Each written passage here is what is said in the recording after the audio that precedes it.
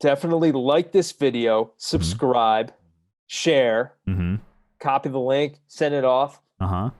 like it.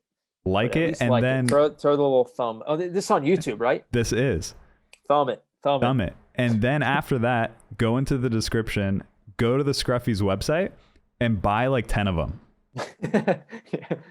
for all of your one for Yeah, each I don't leg. want to sell out again, but yeah. Yeah, But one for definitely each buy at least leg, one. one Yeah, for right? each arm, back of Yeah. your neck, and for your wives.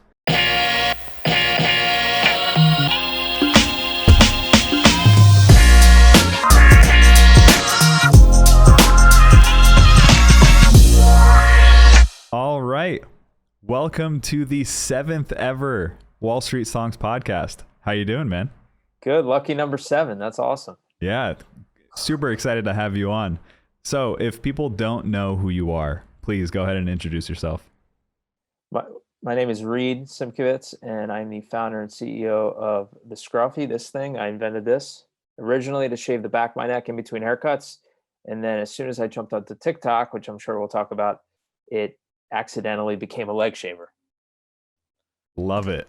I was scrolling through TikTok not too long ago, and I'm just scrolling and scrolling, and I'm seeing people dancing. I'm seeing funny videos. And then I run into a video of this contraption pulling up someone's leg, and I'm like, whoa, what is that? And then I started looking through your TikTok, and I started getting familiar with what your product is, and I noticed that you made your TikTok and you talk about your product and your whole journey and how you started and what your plans are, and it looks like you're generating pre-sales, and it just looks like an awesome platform and an awesome experience for you. So let's start from the very beginning. How did this happen? So back when I was going to school at Louisiana State University, I struggled to shave the back of my neck in between haircuts. And my buddy Andre would literally do it for me. Okay, so we were at this place called the Pentagon at LSU on LSU's campus. And I would literally run from my dorm across the way to his dorm, like outside, with like a razor in my hand, like hidden in my shirt, because it was like embarrassing. Only to have him shave the back of my neck. So he wasn't always around. I always felt like I hated bothering him, and I felt like an idiot, like running over to him all the time. So I knew I had to figure something else out. So I pretty much went to the student incubator on campus and got this process started of developing this neck shaver. And 4 years later, launched the product. And then as soon as I jumped onto TikTok, like 4 months into the business, I went viral. Like I had this video called Day One of trying to get the Scruffie to go viral. And you can see me kind of going back and forth with myself doing this skit. And it basically just kind of spiraled into people commenting about me doing a leg shave demo. And so I eventually put together a leg shave demo, and it went even more viral.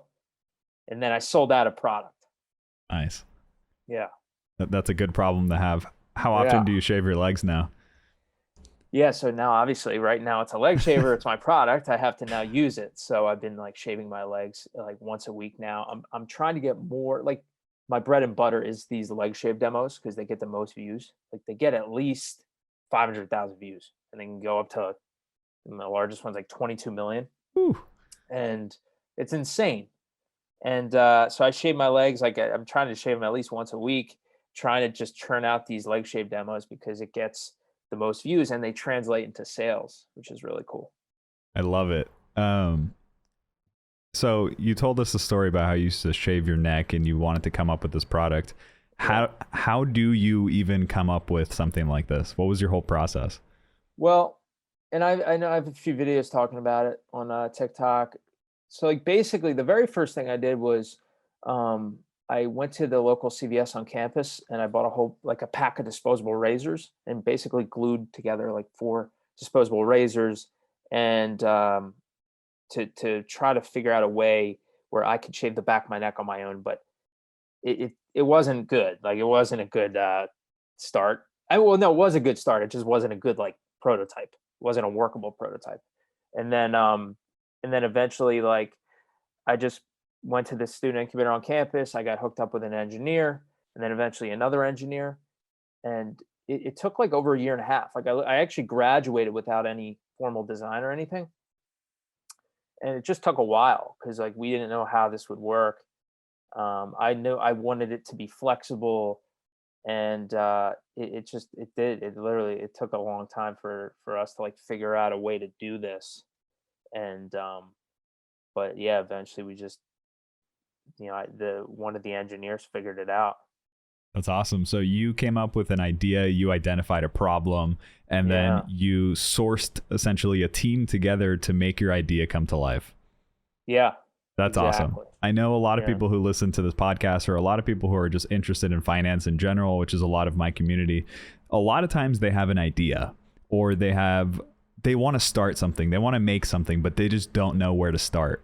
And it looks like you just started because you had a hairy neck, and that was a problem. And you wanted to come up with a solution for that. And then now you have a Scruffie. So Yeah.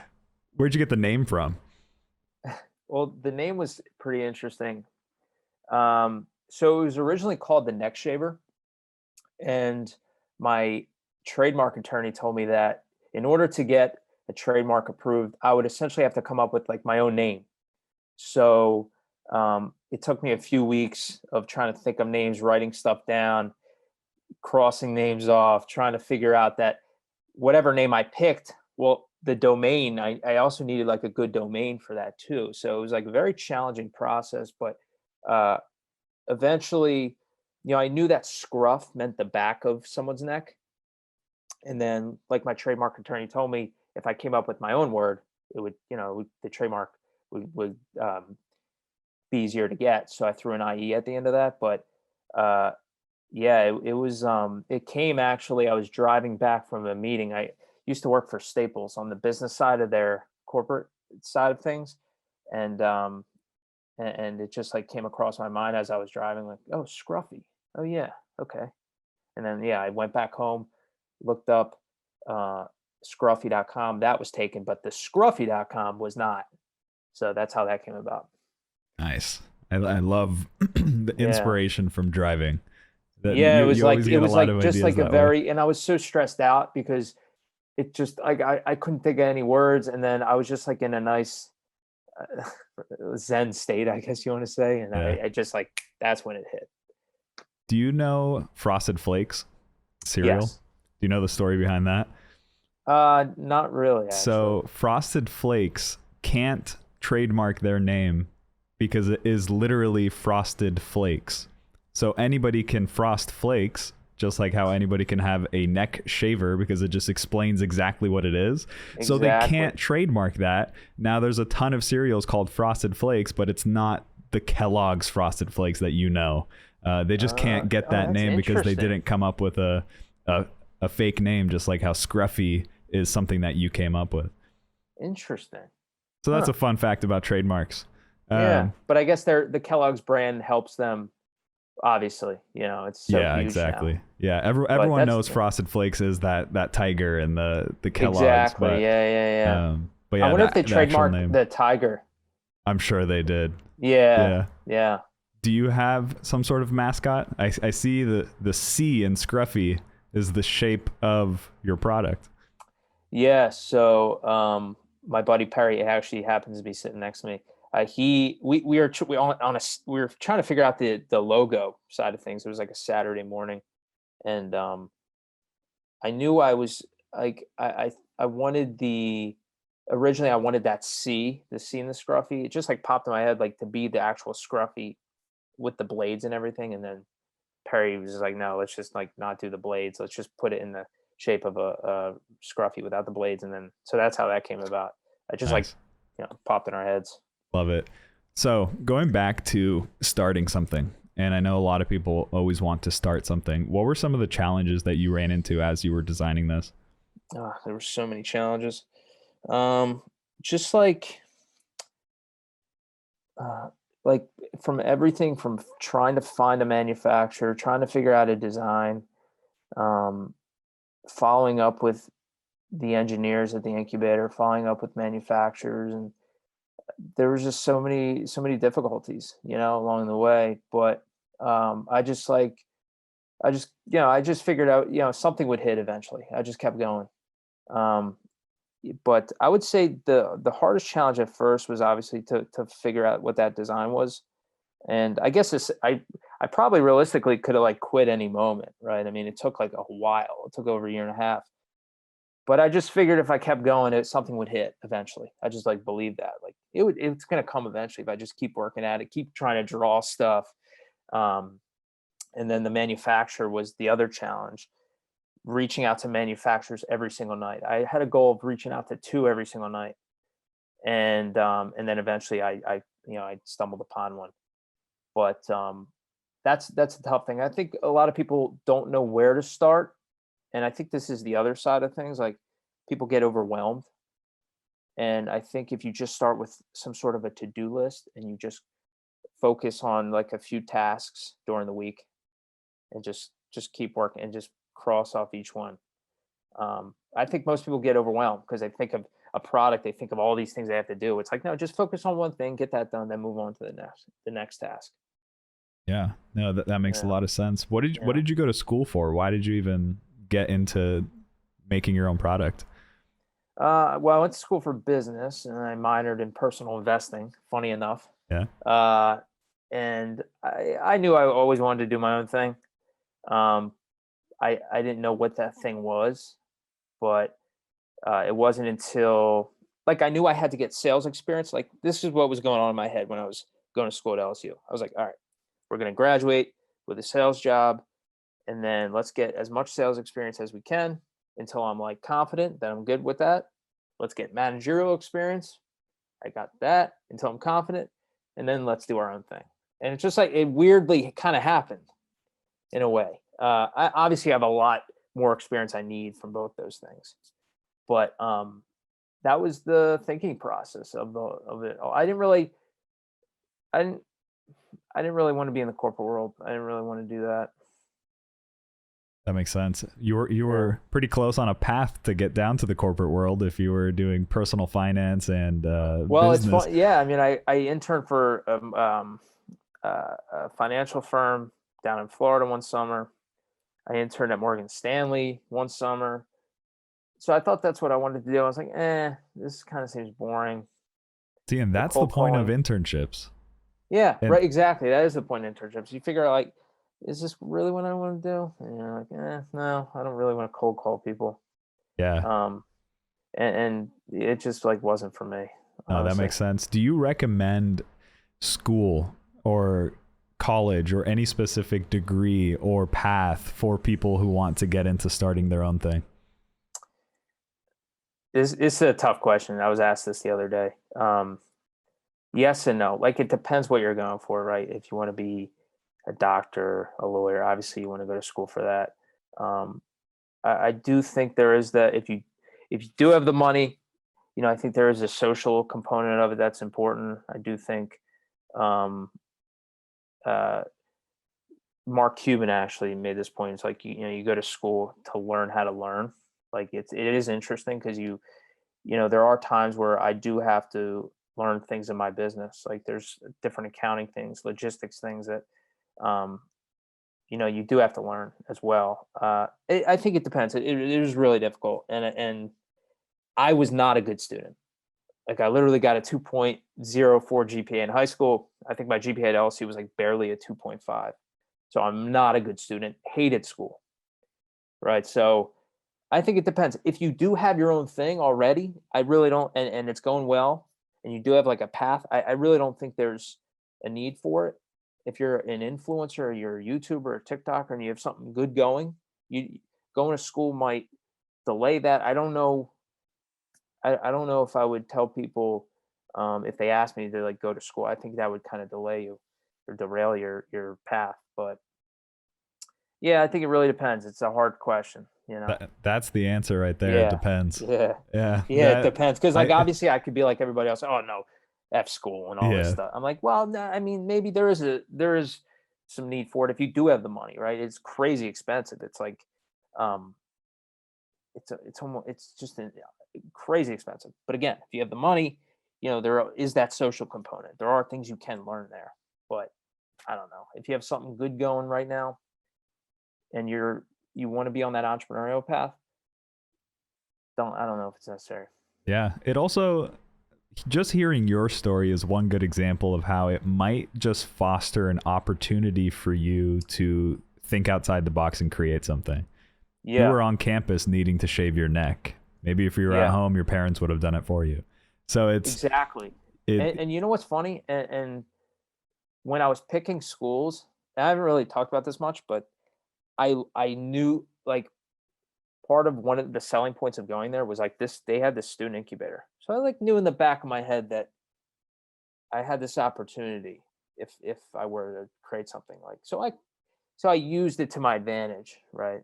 So Yeah, no, that's interesting. I get asked that question a lot. I like to ask it to pretty much everyone I talk to, is try to get their opinions, because everybody has a different answer, but it always ends up as it depends. it So depends. Yeah, so it really it's does depend. And yeah.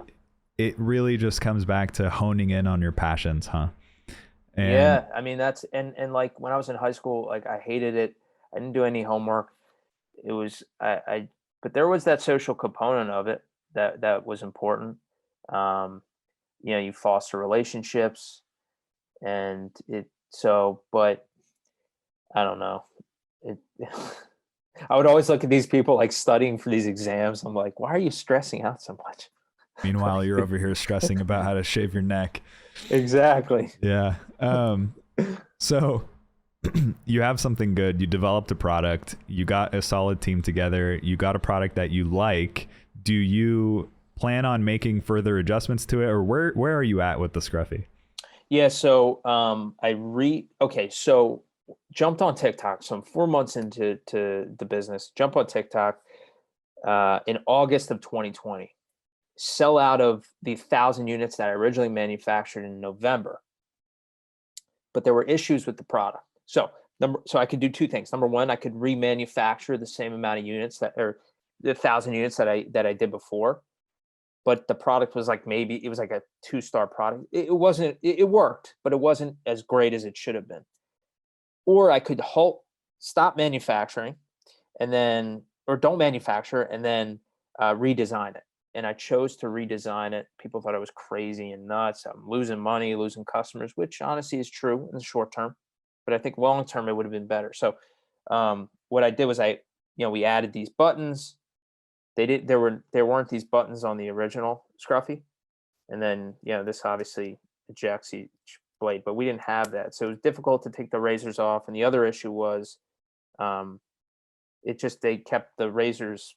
It's hard to explain. I actually don't have the other one, but they kept popping out of the socket, so we had to integrate this into the handle. But I just think long term, it's better, you know. And I'm constantly thinking long term Yeah. about the product, people, because I don't. If I were to manufacture the same amount of units as before back in November, sure I could have made $25,000 or 50, whatever it was, but people wouldn't have bought it again, and it just would have been long term. It wouldn't have worked. Definitely. So your priority is quality and function and just making sure everything works perfectly. Exactly, and I think that's also part of yeah, it's just constantly trying to improve the product. And it's funny, I actually met the creator Bop It through TikTok, and I Yeah. talked to him for like over an hour a few months ago, and he was constantly trying to improve the Bop It. So he's like, yeah, that's just part of the creative process. You're just always trying to improve on the product, the service, whatever you're selling. Yeah, definitely. Why do you think people on TikTok love watching your videos? Well, I do think there's I was thinking about this. I think the leg shave demos, I think it's satisfying with the shaving cream. I think one. I think two, it's like like it wows people. Like it's a completely new product. And I think it also people cringe. I think people think it's like scary looking and they're like, "Oh my god, that's going to cut them." So I think there's like multiple different um like ways of looking at it, of why it goes viral. Yeah, I mean, I know it's a mix of those things. Um, why do you think? Yeah, as I was scrolling and I saw it, it was definitely the wow factor. I'm like, Mhm, whoa, what are they doing? mhm. And then the second part was, whoa, you could see all of the shaving cream disappear all at once. You didn't have to Yeah, do multiple swipes, yeah. and it was a satisfying aspect of it. And then the entrepreneur inside of me was like, whoa, Okay, how does interesting. something like this not already exist? Is this like the only thing? And then I start looking deeper into it. I'm like, did he just invent this? Like what's going on? Okay, Like this seems so simple in like concept, yeah, but I know it's not. Like how did this happen? interesting. And then I Okay, get really attached to the story. And I'm like, what yeah. is this? How did this start? Is TikTok behind like pushing this to its success? It's like, Oh, you what? thought TikTok was like, I'm like, oh, that's what's going on? And then yeah, you just want to learn more about how it yeah. works. What's the point? But like, how did this begin? Which leads me to my next question. Let's talk about the value proposition of something like this. What's the point? Well, it's to right. It's to save you time from shaving. It's quicker. It's easier, and it's more accessible for people that have arthritis and autoimmune disorders. And that was the biggest surprise was people who had um, disabilities. They like found this useful. I'm like, holy shit! Like this is amazing. This is bigger than I thought it would be. And so that was like the most surprising thing. And I actually do want to like long term focus on that side of things. I think it would help more people. Um, I, I I just think it's amazing, right? I think people, I guess, they have a hard time gripping maybe a regular razor, and this is just easier to maneuver, you know. So yeah, that was a crazy part of the whole thing as well. It's awesome. So Are you yeah. learning all of this from TikTok? Pretty much. Yeah. I mean, like I'm getting so much feedback just from the comments, people DM me, all the sales, like everything is and this is I don't know if this is a great thing, but all of the sales do come mostly from TikTok. So Right. um it is that's why I do focus on my content there. I think it's easier for my product to go viral than any other platform. Yeah, absolutely. The power of Yeah. TikTok right now is crazy. It's amazing. Yeah. It's amazing if you get content out there that's shareable or watchable. The algorithm just pushes it like crazy, and then that Yeah, can then it's turn into sales if you market it as exactly. such. So no, it's Yeah. very smart that you're doing Be, that. and I think, people, it's not a new thing, I guess, either, because people did this with YouTube and MySpace and Facebook and all that. I think TikTok, it might be a little more viral. It might be a little more easier. I don't know. I don't know, but I think it is. Yeah, Even though the followers, I think it you since you do go more viral, there's constantly new people coming in. So um I don't know if it's harder to build a relationship with your audience than any other platform too. I'm not sure. it is if you don't build a community. Yeah. Yeah. So if you're just creating content to create content that's Yeah. wow and shareable, there's no real brand associated to it. It's just, wow, look Yeah. at this cool product. But Yeah. I think you actually are doing a good job by sharing your story. I know when I scroll through, it's not just a bunch of legs. It's Yeah. actually your face, and you're talking Right. about it, and you're talking to your comments. You're responding to comments. You're responding Mhm. to people directly with a little bit of backstory and context, and people get invested into that story. They might Yeah. not buy the product, but it helps grow that brand and trust. Yeah, well, that's what that it's funny because like just going back for a second, before I started this, I wanted to like I know it sounds like a little egotistical, but I thought it would be easier and I thought it would be just sustainable long term if I could be the influencer behind the product and not rely on other influencers. And so that's why I do try to put my face up there in front of the camera as much as I can and respond to comments and I want to build this audience. I do find myself trying to get things to go viral, and it actually it kind of works. Like I know what, for the most part, what will go viral, and I have to catch myself because I just want to be like, I just want to build an audience. I want to build, because I think that'll actually be better long term than trying to just go viral all the time. Because like my stories will get 1 million views. It's like, okay, well, that's great, but also focus on trying to build an audience too. And I don't know. It's just I'm figuring this out as I go. Yeah, how long have you been doing TikTok now? August 2020, so I guess it's almost a year. Nice. August 2020 is when it was like I started consistently doing it. Yeah. Have you looked into Facebook ads or anything like that yet? Yeah, I have. I'm like trying. I probably will go that route eventually, because the thing is, when my sales kind of rely on the content to go viral, so it doesn't go viral, that's when sales slow down. So it's like if I can throw in those Facebook ads, even TikTok ads, and just fill in those gaps when I don't go viral, that's like the next thing I want to do. Have you worked with other influencers to start posting videos about your product? I have, but it doesn't. It doesn't translate most of the time. Sometimes it does. Like I had reached out to this. I had sent my product to this guy named Alex Costa when this was just like strictly a neck shaver, and he ended up promoting the product for free like a few times. That was actually originally why I started posting on TikTok more, because he posted it on TikTok, and that's when I saw direct results, like sales right away. That was part of the reason why I went on to TikTok, and so I've had success with him. Other influencers, it depends. It depends what their relationship is with their audience. Also, they can be like crazy expensive, some of them. So it's I try not to. That's why I'm like I'm trying to be the influencer. So hopefully that, you know, I don't know. Yes, no. Sometimes it's good coming directly from the brand. I can trust the influencer because the influencer is the one who's sweating and trying to make this thing work and really trying to make it happen. But when somebody else talks about the product, I might look at it and say like, how much did that guy get paid? Yeah. And you don't really trust it unless you have a really good relationship with that person and you know. So for example, I don't advertise. You should see my DMs. I just posted a video. I think you might have seen it. It's people DM me all the time with the craziest offers, saying like, really? Let's pump this, or I did see your last video about that. That was nuts. That thing's crazy. So that's just one example, and that one's not even that crazy.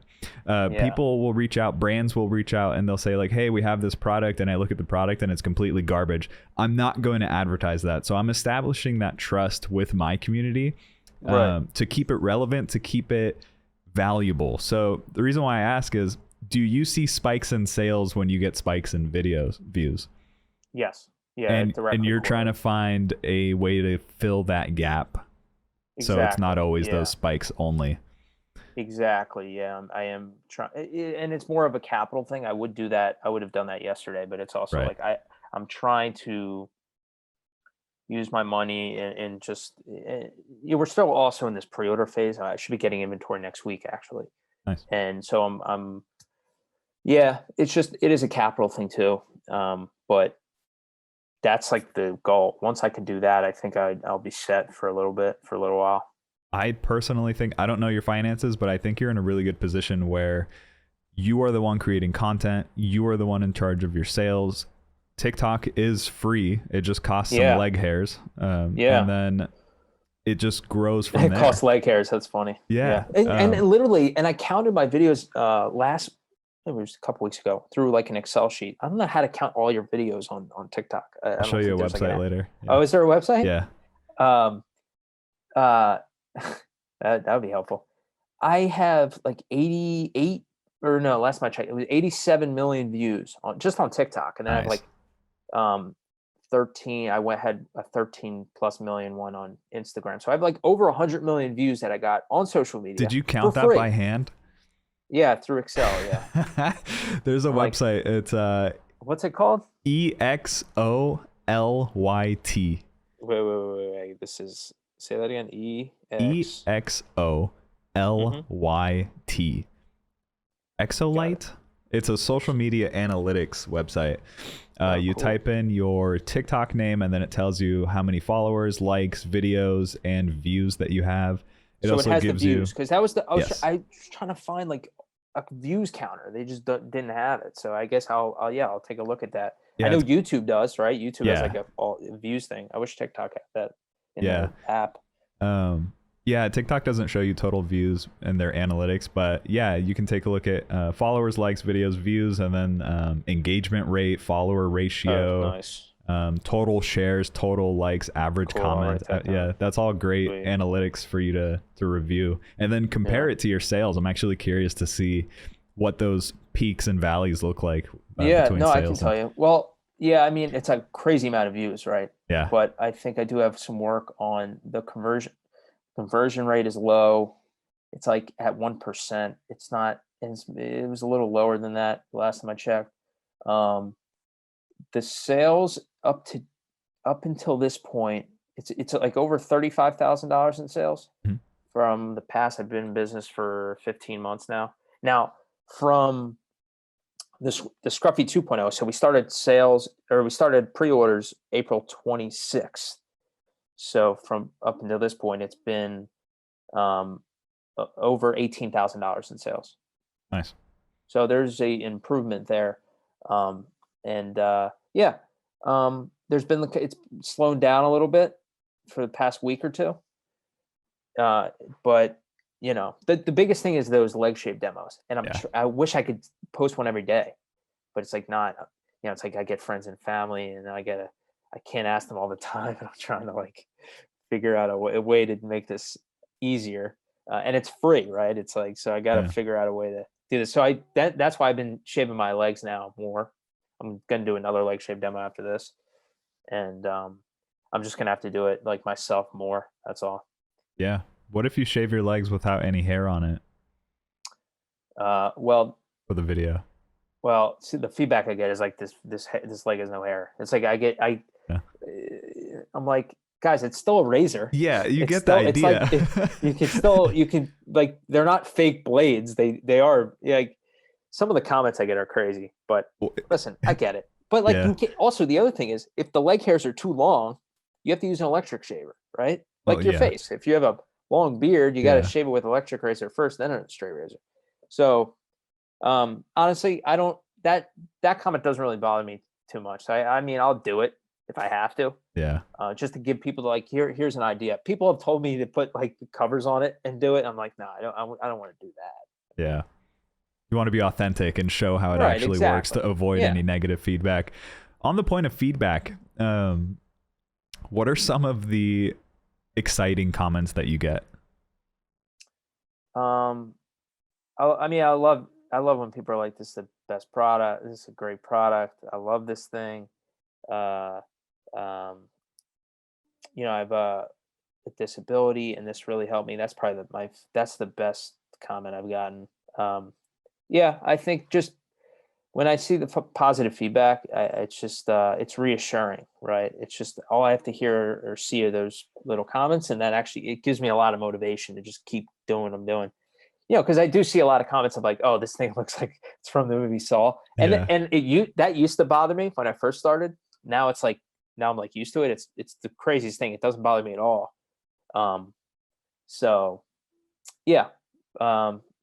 Obviously, just having positive feedback is great, honestly.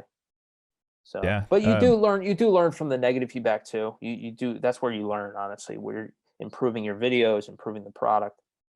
Yeah, I was going to say, sometimes the negative feedback will help you either make a better video next time or even make a better product. If you get an idea through a comment. A lot of people don't realize that they are providing actual data to a business owner and an entrepreneur and an inventor through comments. And when you do stuff like that, it might help you transition to be better. So yeah, exactly. And like the last leg shave demo I did myself, I cut myself.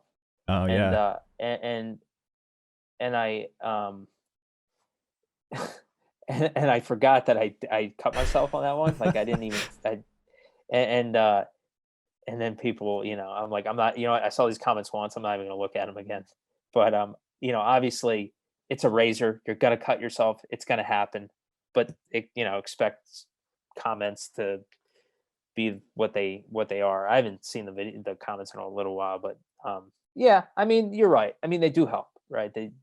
It's it's the best way to improve is to see that. And these people are random people, and the people that you're closest with, maybe they might not always tell you like the because it's uncomfortable, like just like true honest feedback. Yeah. So having it from those random commenters that's what you kind of want. Yeah, you'll get some brutal feedback. You'll get some crazy comments. You'll get some. Have you seen them? Your comments? Yeah. Yeah. Yeah, There's some crazy ones, and then there's some good ones, and then there's some normal ones, and that's just what you're gonna get, and that's why you have to emotionally detach yourself from what people are saying and just strictly look at it analytically and say, I got this data, I got this data, I got this data. How's my product? How can I make it better? If not, then keep doing what I'm doing. Any engagement will keep growing your video. And since the higher the views, the higher the sales, bring it on. Whatever comments you guys want to bring, just say it. And then you can always rebuttal things in other videos and just keep growing from there. So yeah. I mean, what? Go ahead. I was going to say, some of the comments that I get in my videos, because I bash on bad investments all the time. And the whole reason why I made my TikTok is to battle the toxic stock talk that's out there right now of all this pump and dump stuff. So I get a lot of negative pushback for me trying to do a good thing. And people are saying like, oh, why are you doing this? You should do this. Oh, you should do this instead. You should do that. I'm like, hey, listen, I don't care. I'm going to keep doing what I'm doing because I know it's going to be good eventually. So, exactly. So it's same mindset. What was your position on the meme stocks? Oh, it was crazy. I didn't touch them. I sat back and I watched. Okay. You didn't invest in GameStop or AMC or any of those? Nope. I do what I do. I have my long-term portfolio. I have an options trading account. I grow over time, and I want to do a comparison 10 years from now. Those people who made money in AMC and GME and Dogecoin and all those other meme hype stocks, compared to long-term investing 10 years from now. Who's going to be where? And that's what I'm curious about. And that's the type of content that I create as genuine personal finance, just stable, how to grow for generational wealth, not how to make $20,000 in 2 weeks, because we can do both, but you just got to stay consistent. It's gambling, right? I mean, that's kind of what it is. And it's interesting. Yeah. I mean, you had these, what do you think about the Reddit crowd rising up and rising above and fighting against like the hedge funds? What is your take on that? So they're not fighting against anyone, in my opinion. They're fighting against each other, because at the end of the day, they're going to hurt each other. It's definitely the Reddit people are going to hurt other Reddit people. I see. So you can pump up GameStop, for example. You can make it go to $400 a share. There's going to be either a 12-year-old or some like super young kid who's just getting into investing, or a grandma who sees GameStop's stock is going up a lot. They're going to invest into that. And then when everybody pulls out and they're finally happy, they take their profits, you're going to leave that little kid and that grandma in the dust. And it's going to hurt some people financially. So it's scary. It's also kind of cool to watch, because it's definitely unique. It's definitely new. And short squeezes and gamma squeezes have been around forever. It's not a new concept. Hedge funds used to do it to other hedge funds, where they would find out that this hedge fund is shorting GameStop. This hedge fund would invest a lot of money into this hedge fund's short, forcing that hedge fund to have to pump more money into there, making the stock price go even higher, and then essentially destroying that hedge fund. So that concept's been around. It's nothing crazy innovative, but it's just interesting to watch. I think they're on the. I think there was, obviously these hedge funds shorting these, shorting any company. I mean, they think that they're insolvent in some way, right? I mean, I haven't been into a GameStop in I don't know how long, right?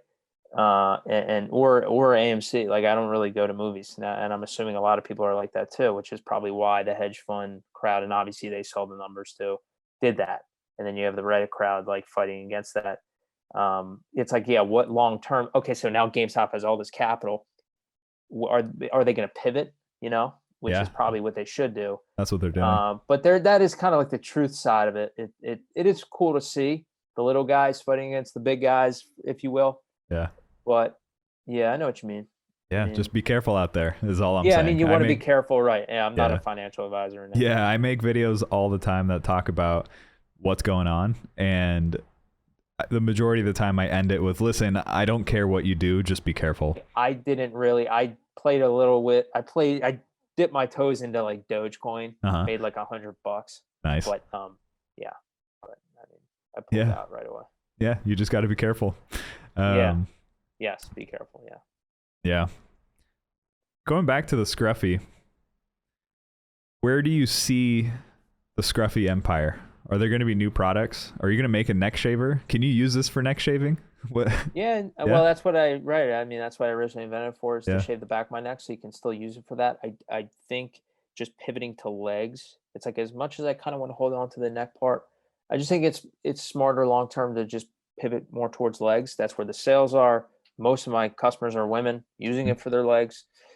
So, you know, it's tough to see because I want to constantly improve this as much as I can and then move on to other products. I think I don't want to move on to any other products until the Scruffie is as good as it can be. I think like Under Armour, Kevin Plank of Under Armour literally had that same t-shirt, stretchy t-shirt for like 15 years or something. Yeah. You know, until it was like a crazy success. But yeah, I mean, I do see myself, I'm constantly thinking about ways to innovate. You saw the I have I had the rainbow shaving cream. I had that Pride shave demo, which got crazy amount of hate for, I wasn't even trying to be like political or anything, and it just got whatever. Yeah, so I may do something with that. I would love to play around with like the shaving cream, because like shaving cream is mostly, you know, the same color, right? So I may play around with that, may try to innovate in other ways. My thing is, I don't want to have like shaving products like every other company. Like I want to do it different. I want to try to figure out a way I can do it different, because if I just start selling regular razors, well, now I'm no different than Gillette, Harry's, Dollar Shave Club. So yeah, just working on the Scruffie, trying to improve this as much as I can, and then going from there pretty much. But I would love to be huge. I would love for this to be like $1 billion product, right? And maybe go public one day. Yeah. Maybe you'll invest. You know? I will. I'll be your first investor. I look forward to it. Let's talk about your target audience real quick. Sure.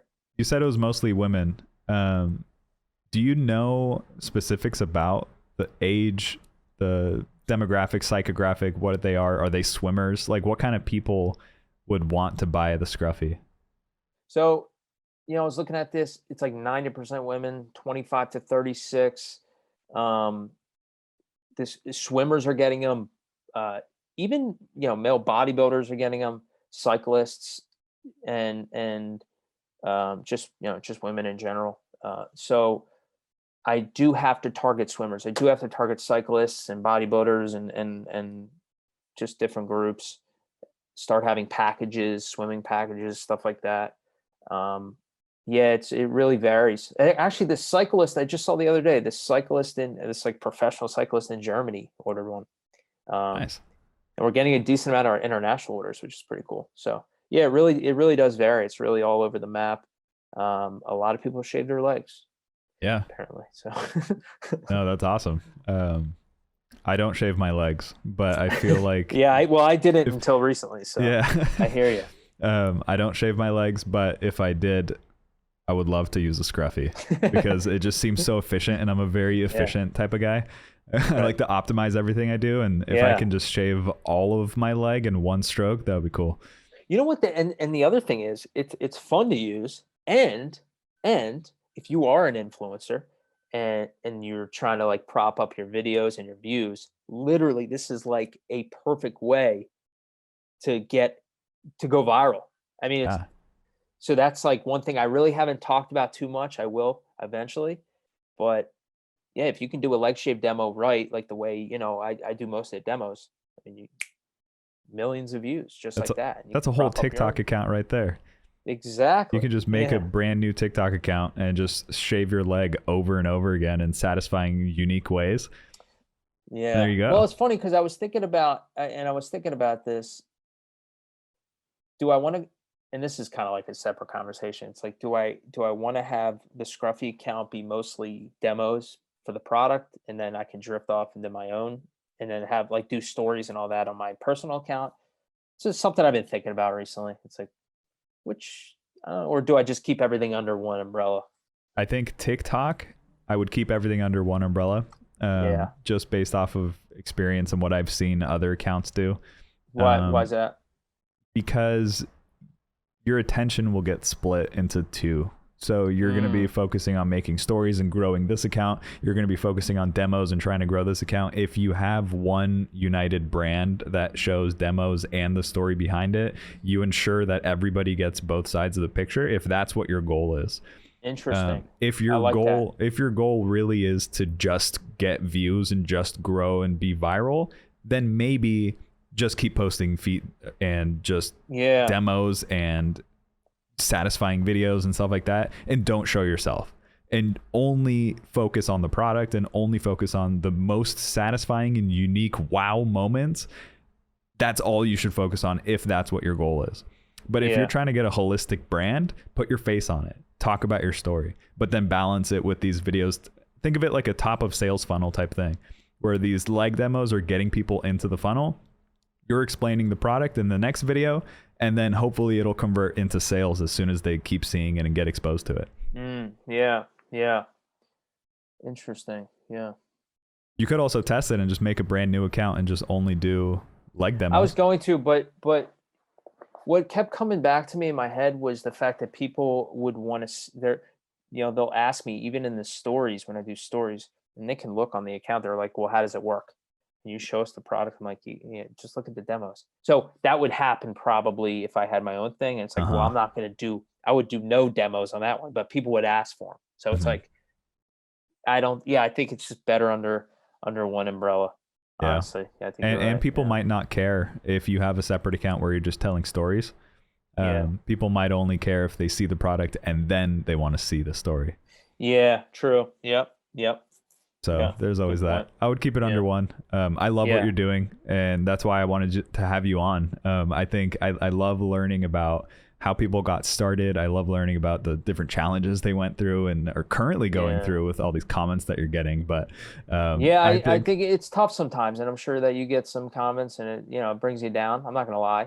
There are some days where it's like, damn, dude, like, like when people were unfollowing me after that Pride shave demo, I'm like, damn. I hurt a little bit. Like, guys, I was just trying to make a fun little thing to celebrate the month. That's all I was trying to do. Like, holy crap. Well, you don't want those customers anyway. So you'll keep growing your genuine account, and you'll keep growing with the right target audience. So I think if you just keep focusing on that, you're gonna kill it. I love it. Yeah, I appreciate it, man. I love your account. I love your content. Thanks for having me on, and we'll keep on supporting one another. Yeah, definitely. I'm super excited to hear what a bunch of stock guys think about shaving legs.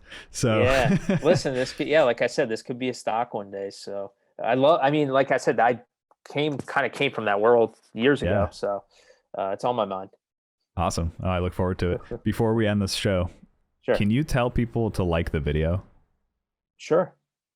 Like right now? Like right now, because every time I tell them, they're like, oh no, I'm not gonna like the video. So I like to tell the people on the show, hey, tell the audience to like the video. Maybe it'll work better if you do. Definitely like this video, subscribe, share, copy the link, send it off. Like it. Like it, and then throw the little thumb. Oh, this is on YouTube, right? This is. Thumb it. And then after that, go into the description, go to the Scruffie's website, and buy like 10 of them. For all of your one for each leg. I don't want to sell out again, but one for each leg, one for right? each arm, back of your neck, and for your wives. And with that, we're gonna end the episode here. Thank you for having me on, Buffett. Appreciate it.